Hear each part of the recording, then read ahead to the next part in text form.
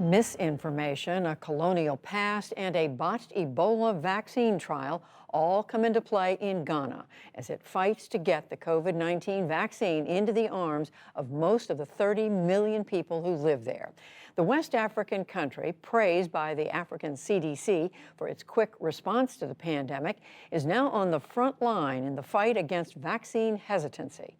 From the capital, Accra, special correspondent Nabil Ahmed Rufai reports. The lines at this vaccination center in Ghana's capital, Accra, are misleading. According to polling here, more than 10 million Ghanaians, one-third of the country, say they don't want to be vaccinated against COVID-19. Like the Atakwaku family, traders who live in a small town in the Volta region in eastern Ghana. The vaccination drive hasn't started yet in this part of the country, but it's become a much discussed topic. I have never been to the hospital to treat any illness. I rely on traditional medicine, so I don't see the need to take the COVID-19 vaccine. Though the vaccine is not in yet, but some of us have a preconceived idea or minds that we will not take the vaccine once it's in. Vaccine skepticism had set in among many Ghanaians even before the country received any shots. Some people cite a viral video made by a now discredited doctor in Belgium who claimed COVID-19 was a hoax as a reason for the skepticism. This vaccine is just not proven safe. The viral video circulating among Ghanaians has caused many to be hesitant about taking the COVID-19 shots. President Akufo-Addo and his wife were the first in Ghana to get the shot, and they did so on live TV when the country received the first 600,000 doses of AstraZeneca vaccines under the COVAX Global Vaccine Sharing Program. It was aimed at dispelling myths about the vaccines. Taking the vaccine will not alter your DNA. It will not embed a tracking device in your body. Neither will it cause infertility in women or in men.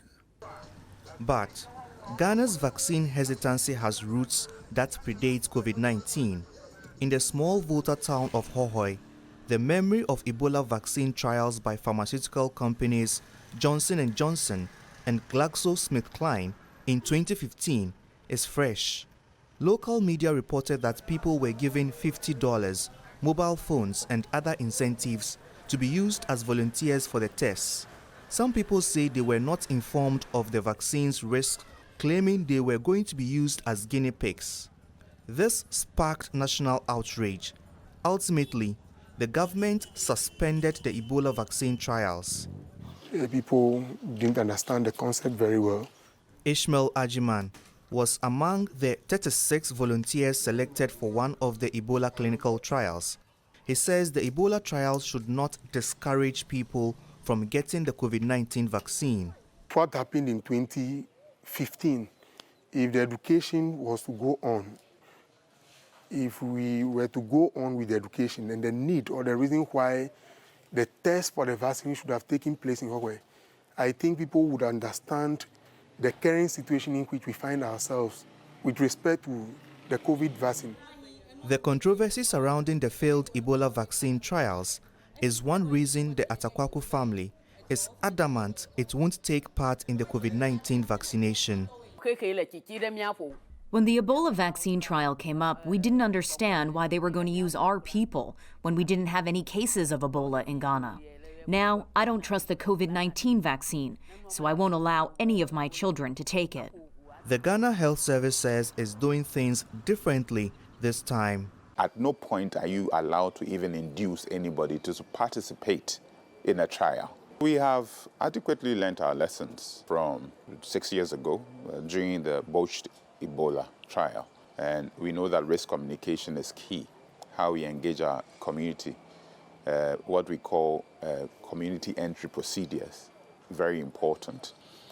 We have to get to our stakeholders. We have to speak to them about exactly what the vaccine trial or the vaccination is about, so that they are able to accept it.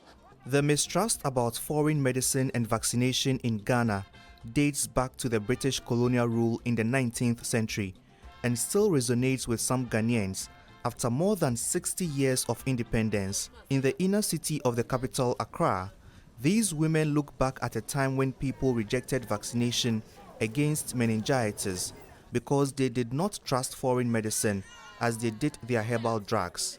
Grace Quay remembers. People were scared of the vaccination during the colonial times when there was an outbreak of diseases because they thought it was meant to kill them. But some of us took the shot.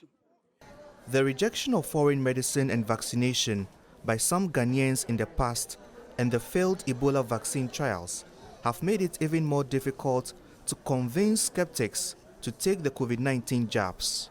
So far, Ghana has vaccinated more than 800,000 people, including frontline health workers, journalists, and vulnerable groups in all 16 regions of the country.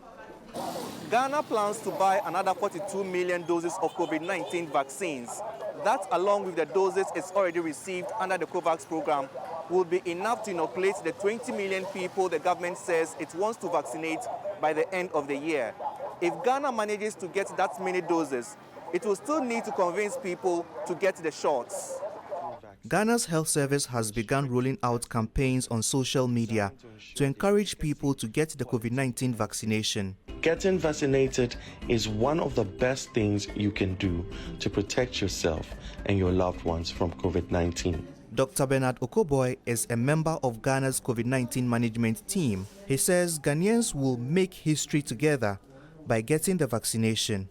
People should have confidence in the process. What we are doing is to get more people on video saying that I took it, I'm still fine. Public health experts say it will take a concerted effort to convince enough people to take the vaccine in order to achieve herd immunity. Back in Hohoe, Ishmael Ajiman is on a personal crusade, going door to door to homes in his community to raise awareness about the vaccines, one person at a time. For the PBS News Hour, I'm Nabil Ahmed Rufai in Hohoe, Ghana.